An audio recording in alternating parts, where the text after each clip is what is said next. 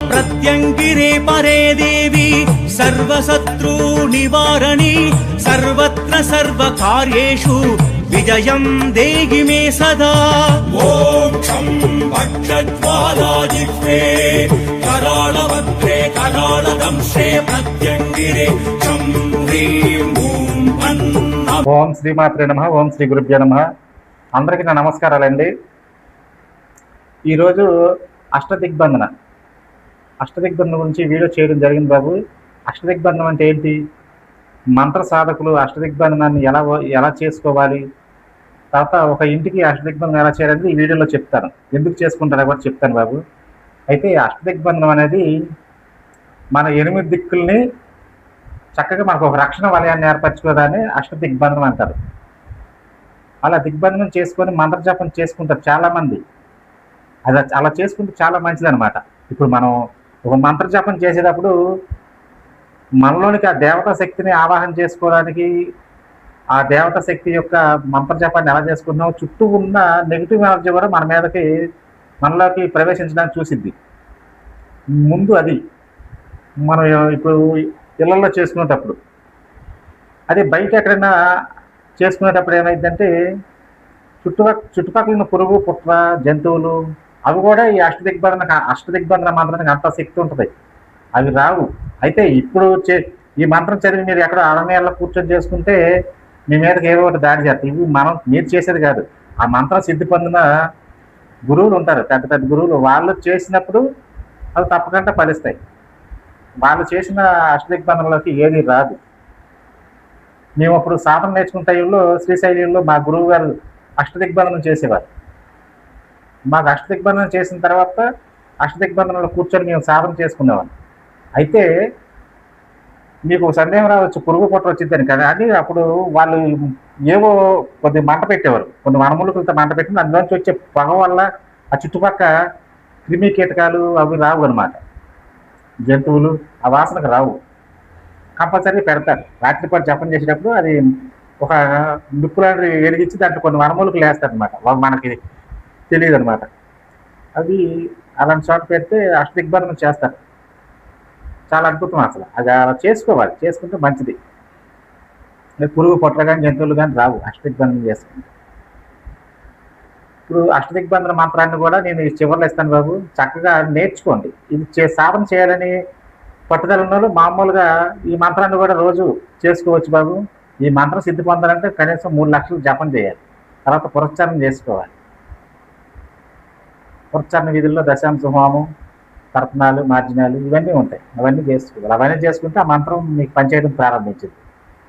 అయితే ఇంటికి కూడా అష్టదిగ్బంధన చేసుకోవచ్చు. 8 దిక్కులు నిమ్మకాయలతో అష్టదిగ్బంధనం చేసే వాళ్ళు ఉంటారు. తర్వాత కొబ్బరికాయతో 8 దిక్కుల్ని అష్టదిగ్బంధనం చేస్తారన్నమాట. ఈ పద్ధతులు ఇవన్నీ అష్టదిగ్బంధనంలో చాలా చాలా బాగుంటుంది అనమాట. అప్పుడు ఆ ఇంటికి ఎవరు ఏం చేయలేరు. ఎవరైనా కట్లు వేస్తారు ఇంటికి, కట్లు కానీ, లేకపోతే ఆ ఇంటి మీద ప్రయోగం చేసినప్పుడు ఆ ఇంట్లో భూమిలో ఏదైనా పాతి పెడతారు ఆ పరిసరాలు. అప్పుడు కానీ చాలా ప్రొటెక్షన్ ఏర్పడింది. భైరవ మంత్రంతో చేసే అష్టదిగ్బంధనం బాబు నేను చెప్పేది.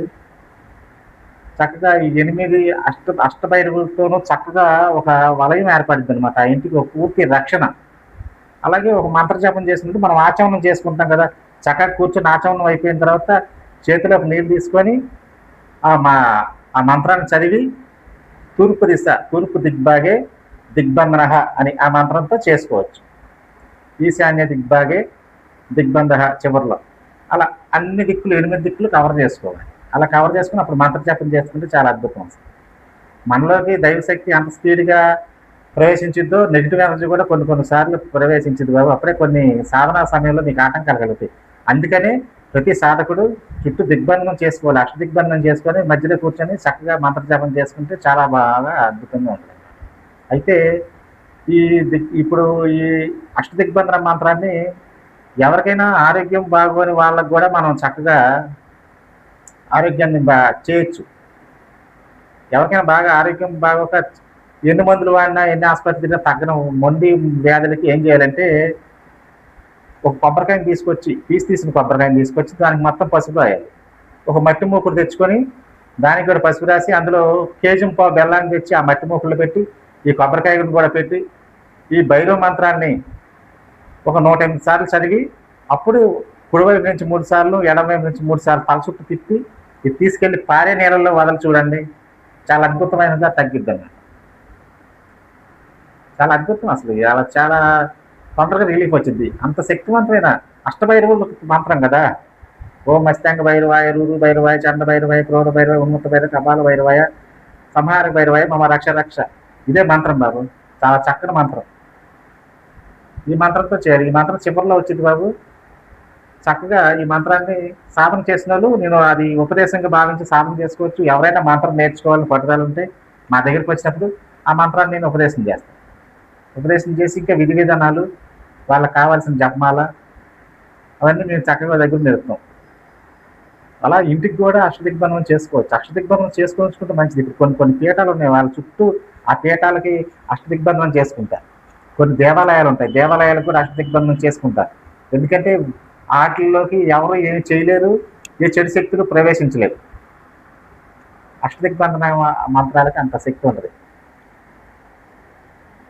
ఈ అష్టదిగ్బంధన మంత్రం చివరిలో వచ్చింది బాబు. చాలా చక్కగా చేసుకున్నవాళ్ళు చేసుకోవచ్చు. ఉపదేశం కావాలని మమ్మల్ని తప్పకుండా కాంటాక్ట్ అవ్వండి. మరొక మంచి వీడియోతో మిమ్మల్ని కలుసుకుంటాను. ఓం శ్రీ మాత్రే నమః. ఓం శ్రీ గురుభ్యో నమః. చూడండి అమ్మా, ఈ మంత్రాన్ని చక్కగా నేను చెప్పినప్పుడు ఒక పేపర్ మీద రాసుకోండి. ఓం అస్తాంగ భైరవాయ, రూరు భైరవాయ, చండ భైరవాయ, క్రోధ భైరవాయ, ఉన్మత్త భైరవాయ, కపాల భైరవాయ, భీషణ భైరవాయ, సంహారక భైరవాయ, మమ రక్ష రక్ష అనే ఈ మంత్రాన్ని చక్కగా మీరు సాధన చేసుకోండి అమ్మా. ఓం శ్రీ మాత్రే నమః. ఓం శ్రీ గురుభ్యో నమః.